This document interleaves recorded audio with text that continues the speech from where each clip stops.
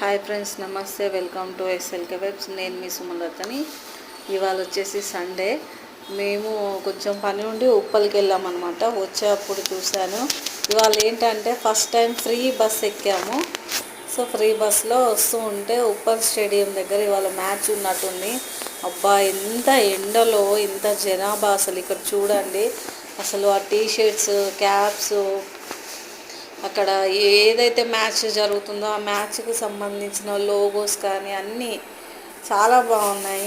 నాకైతే చాలా నచ్చింది. మీరు ఎవరైనా మ్యాచ్ చూడడానికి ఇవాళ వెళ్ళారా? చూడండి, ఈ క్రౌడ్ చూడండి ఎలా ఉందో.